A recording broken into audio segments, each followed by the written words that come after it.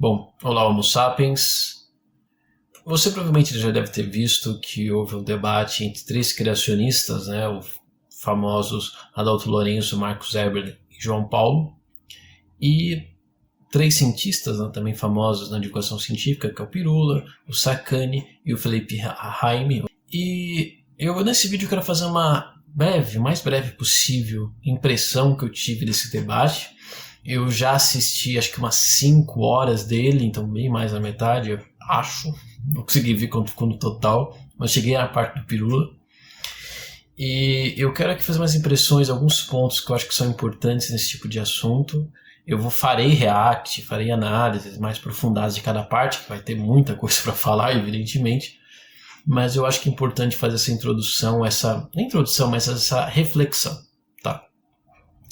E a primeira coisa que tem que ser debatida, entendida, é que infelizmente nesse tipo de debate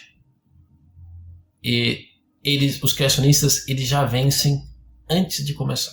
Se interessou? Então fique por aqui. Eu sou o biólogo Gustavo Lustosa e você está no Biologia Política, canal de divulgação científica, mas também da análise política. Então se inscreva no canal, compartilhe com os amigos. Agora você já fez isso, então vem comigo. O que eu quero dizer com isso, né? O que eu quis dizer com essa questão dos criacionistas vencendo antes de começar? Acho que vou ter que colocar a foto aqui, mas lembra daquele meme que falava assim: olha, estamos de um lado, nós temos um debate entre um PhD com 20 anos de experiência, não sei o que, e do outro lado um cara que leu algumas coisas no Zap durante 5 minutos. Isso já era, não é nenhuma previsão, isso já estava acontecendo esses memes, e quase exatamente o que a gente tem ali. Você tem um confronto de uma visão, eu vou fazer textos, vídeos sobre isso, mas é uma visão totalmente absurda, uma visão praticamente conspiracionista, de nível de terra plana, sim, tá? A proposta que eles vão lá do dilúvio, girar tudo, até mesmo a deriva continental, isso é nível terra plana, ok? Não tem outra coisa para comparar, eu acho. E você tem três cientistas formados, fazem um ótimo trabalho de divulgação científica, etc. É mais ou menos isso. Tá? Então, quando você coloca essas duas posições com igualdade no debate, você passa a ideia, então, que são duas alternativas válidas de pensamento. Que os dois lados têm evidências e que basta você escolher o que te achar melhor. Inclusive, o Marcos Eberle fala isso, tá? Então, quando os criacionistas vão para esse debate, eles já conseguem o que eles querem, que é ser vistos, não pela academia, claro, mas pela população, como tão válidos, tão científicos, tão racionais quanto a posição científica real. Tá? E eles têm a vantagem também, e isso é uma coisa que o Pirula fala, o Felipe falam, e eles falam muito bem nesse momento, de que eles têm a vantagem que eles podem falar um monte de abobrinha muito rapidamente, e o outro lado tem que ficar desfazendo isso em horas. Mas mais do que isso, eles defendem as ideias e teses que são mais simples, que estão de acordo com a cultura, na religião da maioria das pessoas, e que é mais intuitivo. Tá? Então, quando você olha para o mundo, é muito mais intuitivo você entender que o mundo foi criado em pouco tempo, com projetistas de maneira bem simplista. Não estou nem falando tipo, que tem um Deus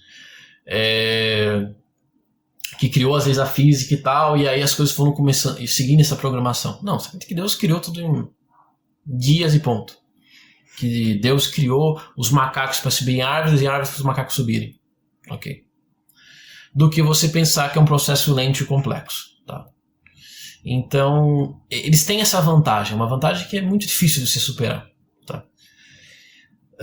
E a segunda coisa, que eu acho que é uma falha na estratégia dos debatedores que estão indo nesses debates, pelo menos que eu estou indo, é que eles acabam deixando muito, e inclusive colocado isso nos títulos e tal, que isso é um debate necessariamente entre fé e ciência. Tá? E assim, é claro que também pega isso, mas não precisa ser, tá? E isso precisa ficar claro. Você precisa deixar claro que uma pessoa pode ser cristã e aceitar e entender a evolução, teoria do Big Bang ou qualquer outra teoria sobre o início do universo. Por quê? quando esses criacionistas eles colocam isso, que ou você acredita na evolução, ou você acredita na Bíblia, você está falando para as pessoas o que? Olha, você pode acreditar, né, entre aspas, numa teoria que não muda absolutamente nada na sua vida. De maneira direta, não muda realmente nada na vida de quase ninguém a teoria da evolução. Até quem é biólogo, dependendo da sua área de atuação, se você atuar na área, a teoria da evolução não é tão relevante assim, por incrível que pareça. Tá? Você pode ser biólogo, sei lá, trabalhar numa empresa, trabalhar em questão ambiental, pode trabalhar na política, pode trabalhar numa farmácia, pode trabalhar na saúde, que você vai usar pouco a evolução. Você vai usar mais a evolução se você for paleontólogo, geneticista, taxonomista, essas coisas. Tá? Então, você vai usar assim, a evolução muito, né? A gente precisa saber sobre a evolução. Fora isso, por incrível que pareça, você vai usar até pouco. Na prática, assim, obrigatoriamente. Tá? Claro que você vai usar os conceitos, mas não é impossível você ser bom profissional nessas áreas e não saber nada nem acreditar na evolução. Então, inclusive, deve existir. Em uma pessoa leiga, então, ou de outras áreas, pior ainda. Então, você tem que escolher entre uma teoria ou a sua fé, que é o que dá sentido à sua vida, que é o que dá esperança para você, que pode ser a única coisa que você tem, ou a única coisa a melhor coisa para você. Então, o que você acha que 90% das pessoas vão escolher? Ou até mais que isso. Claro que as pessoas vão escolher a fé. Então, se você deixa, mesmo que você seja ateu, você seja deísta, seja o que for, mesmo que você seja, se você deixar essa ideia prevalecer, você deu o argumento que os crianças querem, que é um debate entre fé e ciência. E não é necessariamente. Claro, tem questões problemáticas ali, algumas interpretações e tal, mas nada do que é uma nova interpretação bíblica como sempre houve. O cristianismo se formou com debates, então não vai ser isso que vai refutar o cristianismo, vai desmantelar ou vai descaracterizar o cristianismo. Tá? Até porque quando a gente fala de evolução, por exemplo, ou do Big Bang, até porque foi proposto por um padre, até eles mesmo falaram isso várias vezes, essas coisas são bastante secundárias, até nem secundárias, são terciárias, quaternárias dentro do debate teológico, tá?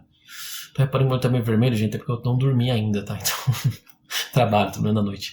Então isso, não vamos pensar outra coisa, tá? É só sono mesmo. Mas o ponto aqui é esse, tá? Outra coisa que é importante, tá? Sobre esse debate. Então, assim, só pra deixar claro, eu não sou contrário a, então, participar desse debate, porque não tem mais o que fazer. Ele já tem voz, já tem internet, é claro, a visão criacionista é a visão que a maioria das pessoas tem. Inclusive, se você não é formado em biologia, provavelmente você sabe muito pouco ou quase nada de evolução. Eu falo por mim. Eu sempre amei biologia, assim, desde que comecei a ter noção do que era da vida, comecei. O primeiro emprego que eu falei que queria ter na vida era veterinário. Depois eu falei, não, veterinário cuida de bichinho. Sei que tá errado, mas enfim, eu pensava. Eu quero ser biólogo. E aí, quando eu vi um DVD sobre dinossauros, eu amava dinossauros. Tinha 7, 8 anos, eu falei, eu quero ser paleontólogo. Quando me ensinaram o que é. Então, eu já tinha conhecimento de paleontologia, de evolução, mais que a média. Mas eu só fui aprender o que é evolução de verdade no segundo ano da faculdade, da graduação de biologia. Que é quando eu peguei um livro, na disciplina de fato evolutivo, falei, caraca, evolução é isso. Essas bases científicas, essas bases matemáticas, essas bases genéticas, essas que são biológicas, caraca, é muito mais profundo, é muito mais bem fundamentado, com muito mais evidência do que eu esperava. Mas antes eu não tinha essa noção. Então, eu tinha um monte de ideias zoadas assim na minha cabeça. Porque a gente não tem. Eu conheci, assim, a informação brasileira é uma porcaria. Os nossos jovens tiram 0 em ciências naturais no PISA. Então, se a pessoa não sabe nada de ciências naturais, ela não sabe evolução. E vice-versa. Tá?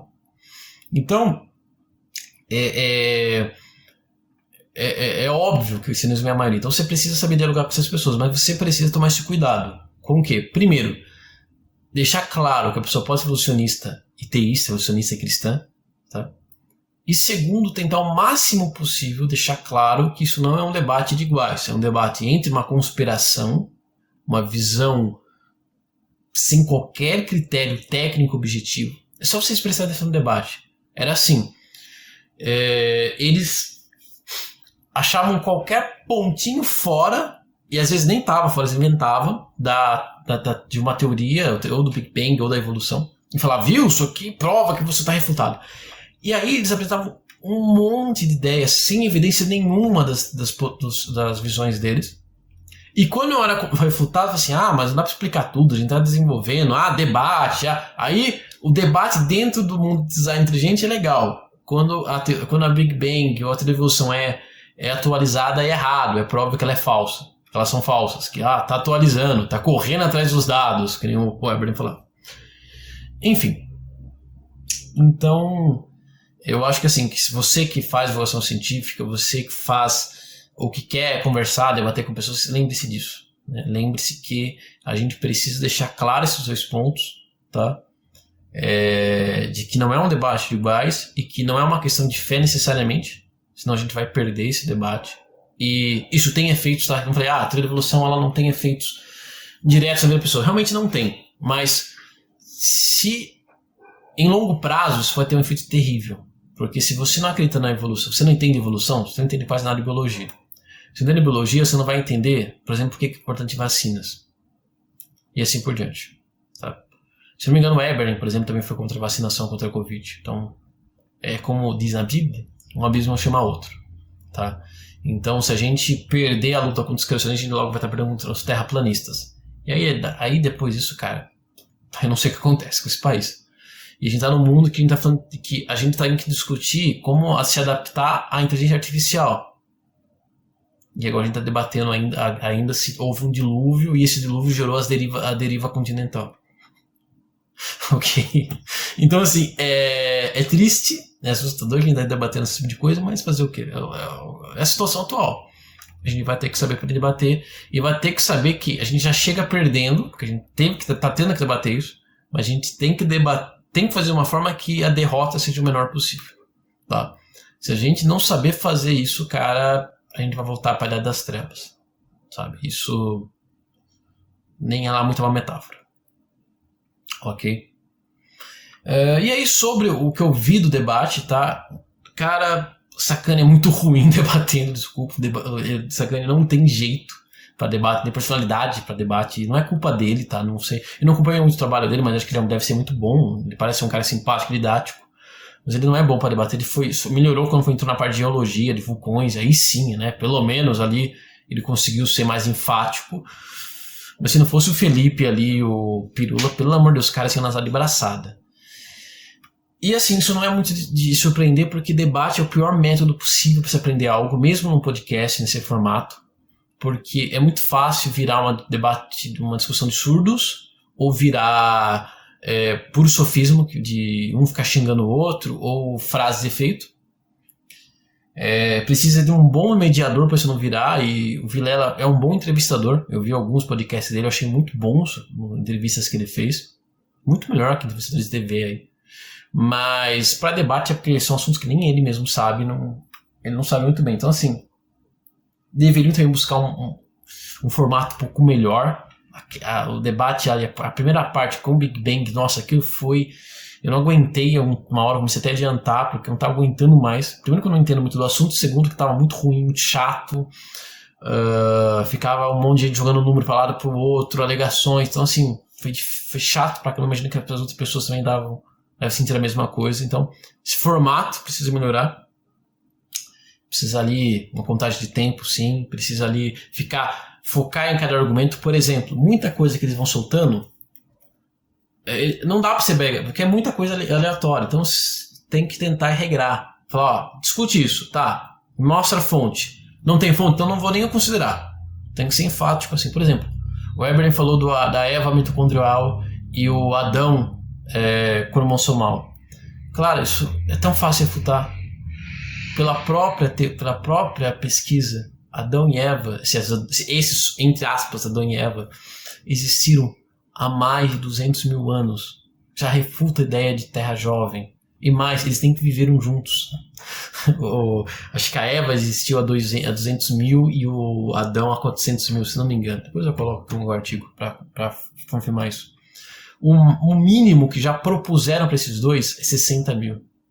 Tá? Então tá totalmente fora. Não sei se mais tarde eles vão falar sobre isso, mas até onde ponto que eu vi eles não falavam.